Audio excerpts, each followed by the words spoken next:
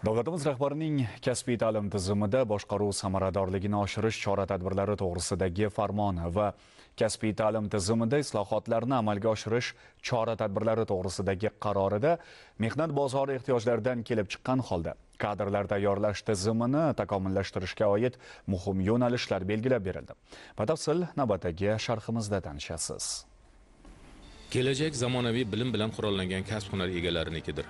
Shu bois yoshlarimizni davr bilan hamnafas bo'lib, har qanday raqobatga bardosh bera oladigan yetuk mutaxassislar etib tarbiyalash davlatimiz oldidagi ustuvor vazifa. Keyingi 8 yilda yurtimizda ta'lim va ilm-fan uchun xarajatlar 6 karra oshirilib, 378 trillion so'mni tashkil etdi. Yuzlab yangi bog'chalar, maktab, texnikum va oliygohlar qurildi.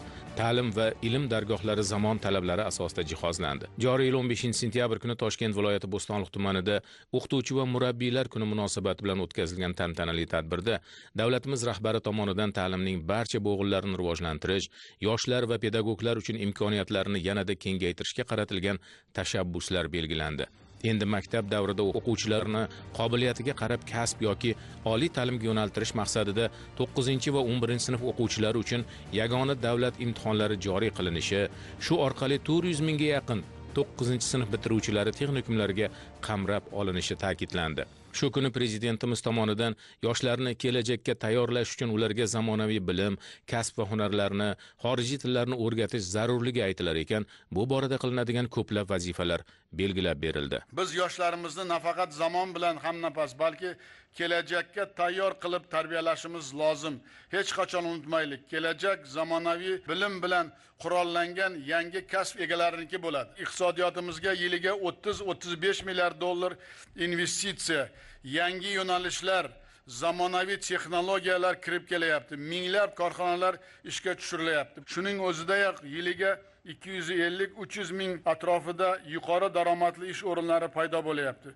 Bu joylar eng avvalo yoshlarimiz ishli bo'lishi uchun qo'shimcha imkoniyat emasmi? Lekin ular zamonaviy texnologiya va xorijiy tillarni bilishi, kasbiy ko'nikma va malakaga ega bo'lishlari zarur.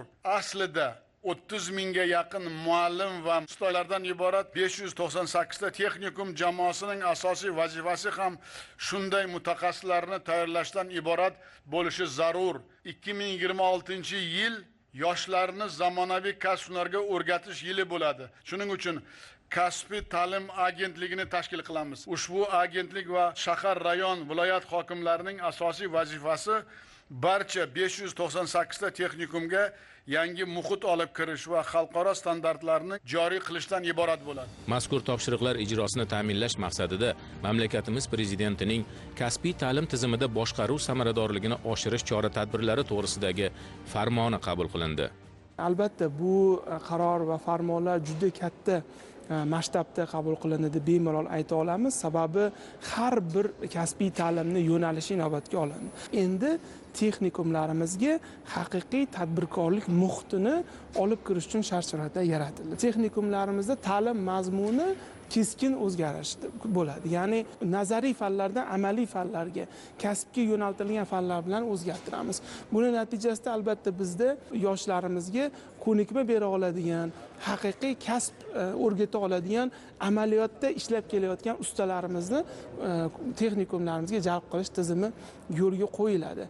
Bugungi kunda kasbiy ta'lim tashkilotlari pedagoglarimizning malakasi dolzarb masalalardan biri bo'lib qolgan. Shu bo'yicha ham alohida demak tizim yaratildi. Ya'ni bu umum fan o'qituvchilari uchun malaka oshirish tizimi, demak maxsus fan o'qituvchilari uchun malaka oshirish tizimi va ishlab chiqarish ustalari uchun alohida malaka oshirish tizimi yo'lga qo'yildi. Juda ham katta o'zgarishlardan biri aynan dual ta'limda tahsil olayotgan o'quvchilarimizning korxonadagi faoliyati endi stipendiya to'lovi joriy qilinadi.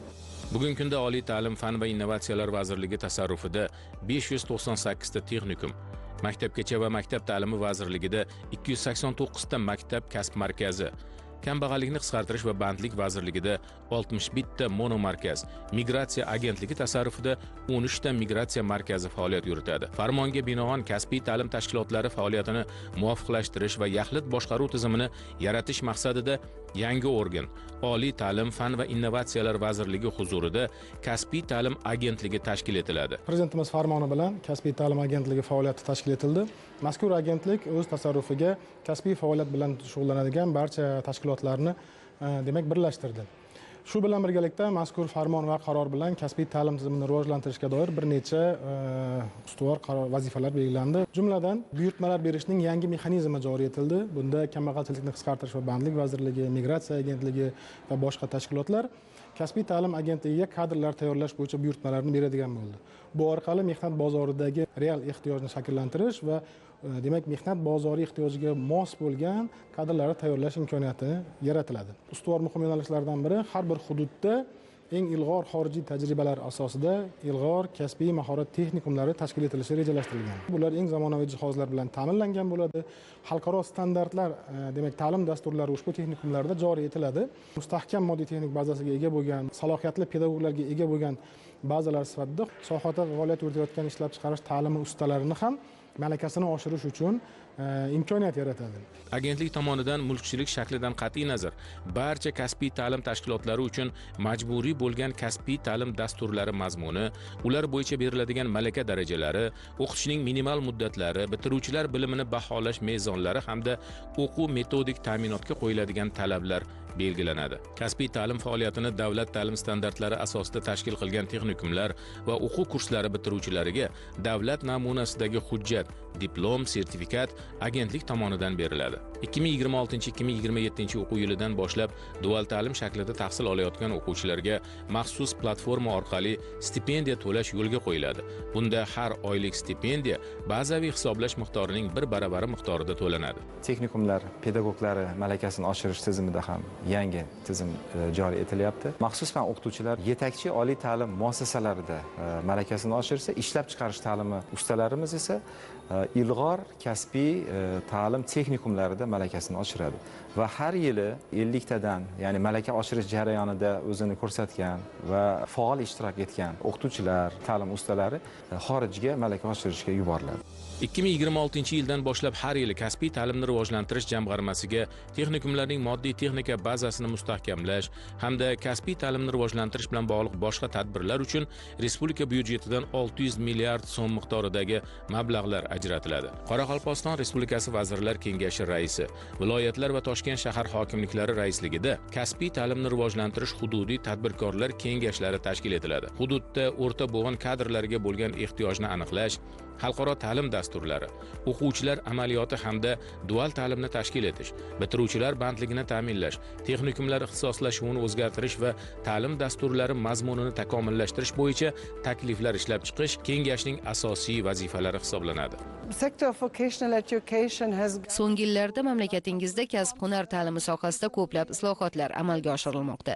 Shu bilan birga kasb-hunar ta'limi hali ham yoshlar uchun unchalik jozibador emas.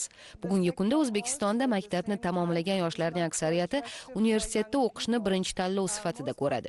Biroq Shveysariyada maktabni bitirgan yoshlarning 3 dan 2 qismi kasb-hunar ta'limi yo'lini tanlaydi. Bu esa shuni ko'rsatadiki, agar tizim to'g'ri yo'lga qo'yilgan bo'lsa, u yoshlar uchun haqiqatdan ham yaxshi va istiqbolli tanlov bo'lishi mumkin. Shu sababli yangi qabul qilingan qarorlarda xususiy sektori faqat universitet bitiruvchilariga emas, balki amaliy ko'nikmaga ega bo'lgan kasbiy ta'lim tashkilotlari bitiruvchilariga ham jalb etish bo'yicha chora-tadbirlar belgilangani quvontiradi. Masalan, biz turizm sohasini qo'llab-quvvatlayapmiz.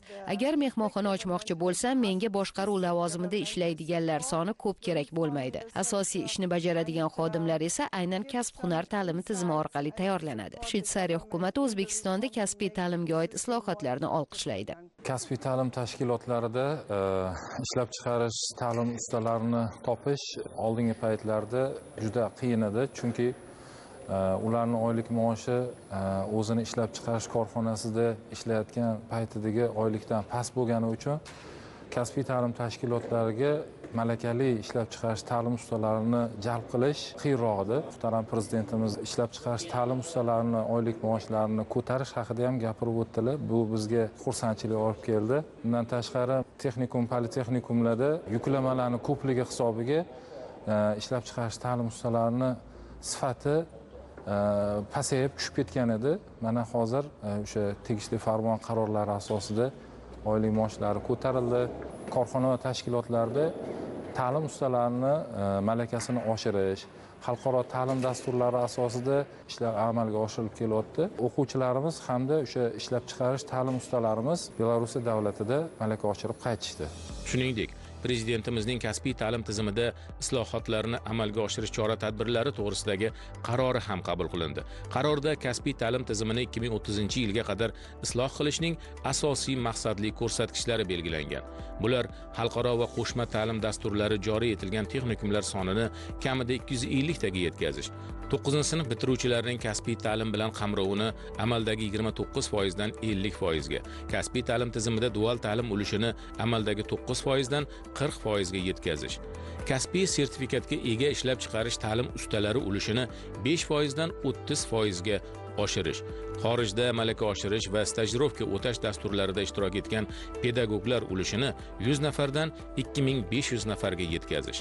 O'zbekiston Respublikasi Prezidentining kasbiy ta'lim tizimida boshqaruv samaradorligini oshirish to'g'risida farmonlari bilan butun respublikamizda kasbiy ta'lim tizimini muvofiqlashtiruvchi yagona kasbiy ta'lim agentligi tashkil etildi. Oldimizdagi endi asosiy masala 2030-yilgacha kasbiy ta'lim tizimini rivojlantirish, raqobatbardosh o'rta bugun kadrlarni tayyorlash vazifalar hammasi ko'rsatib o'tilgan. Hujjatda qo'shma va xalqaro ta'lim dasturlarini demak texnikumlarda 2030-yilgacha 250 taga yetkazish topshiriq berilgan. Qashqadaryo viloyatida ham hozirgi kunda Germaniyaning, Angliyaning hamda Belarus davlatlari bilan hamkorlikda qo'shma va xalqaro ta'lim dasturlari joriy qilinmoqda. Hozirda ularning soni 8 taga yetgan. Biz keyingi o'quv yilidan 2026-27 o'quv yilidan boshlab Germaniya davlati Leipzig shahar hunarmandchilik palatasi va Avisos kompaniyasi bilan hamkorlikda xalqaro ta'lim dasturlarimizni sonini demak 12 ta texnikumda 7 ta kasb bo'yicha amalga oshirishni o'z oldimizga maqsad qilib qo'yganmiz. Biz shu orqali kasbiy ta'lim tizimida sifatni yuqori bosqichga olib chiqishni maqsad qilib olganmiz. 2026-2027 o'quv yilidan boshlab yoshlarni kasb-hunarga yo'naltirishning yangi tartibi joriy etiladi. Atrofimizdagi kasblar dasturi asosida maktabgacha ta'lim tashkilotlarida 5 yoshdan boshlab bolalarda o'yinlar orqali turli kasblar haqida ilk tasavvurlar shakllantiriladi. Kasblar alifbosi dasturi asosida umumiy ta'lim tashkilotlarining 1-4 sinf o'quvchilariga, kasblar olami dasturi asosida esa 5-6 sinf o'quvchilariga bilim va tushunchalar beriladi. Mening kelajakdagi kasbim dasturi asosida maktab maslahatchilari tomonidan 7-9 sinf o'quvchilarining kasbiy qiziqishlari, qobiliyatlari va iqtidorlari aniqlanib, ularni akademik ta'lim yoki kasb-hunarga yo'naltirish ishlari tashkil etiladi. 2028-yildan boshlab texnikumga yo'naltirish 9-sinf yakuni bo'yicha o'tkaziladigan imtihon natijasiga ko'ra amalga oshiriladi. Maktabning 10-sinf o'quvchilariga o'qishini texnikumlarga ko'chirishga ruxsat beriladi. 2026-yildan boshlab har yili 5-may kuni kasb va mehnat kuni sifatida keng nishonlanadi. Imzolangan mazkur hujjatlarda kasbiy ta'limni ommalashtirishga juda katta e'tibor berilgan bo'lib, 2026-27 o'quv yilidan boshlab yoshlarni kasb-hunarga yo'naltirishni alohida tartibi joriy etiladi. Bunga asosan 5 yoshga to'lgan maktabgacha ta'lim tashkiloti tarbiyalanuvchilarida o'yinlar orqali turli kasblar haqida ilk tasavvurlari shakllantiriladi. Maktablardagi maktab maslahatchilari yordamida 7-9 sinf o'quvchilarida kasbiy qiziqishlar, ularning qobiliyatlari, iqtidorlarini aniqlab, ularni akademik ta'limga yoki kasbiy ta'limga yo'naltirishni tashkil qilish ishlari boshlanadi. Bunda o'quvchilarimiz korxonalarga ekskursiyalarga chiqishadi, kasb egalari bilan uchrashuvlar, mavzular bilan bog'liq videoroliklarda kasblar bilan yaqindan tanisha boshlashadi. Undan tashqari maktab psixologlari 7-sinfdan boshlab har bir o'quvchini kasbga yo'naltirgan tavsiyasini ishlab chiqiladi. Va 2028-yildan boshlab 9-sinf yakunida topshiriladigan asosiy davlat imtihoni imtihonlari natijalaridan kelib chiqib, o'quvchilarimiz akademik ta'lim yoki kasbiy ta'limga yo'naltiriladilar. Ushbu farmon mamlakatimizda ta'lim va ishlab chiqarishni integratsiyalashni jadallashtirish, kasbga o'qitish, ilg'or xorijiy tajribalarni samarali joriy etish va xalqaro standartlarga mos bo'lgan yuqori malakali mutaxassislarni tayyorlashga hamda yoshlarga yanada keng imkoniyatlar yaratishga xizmat qiladi.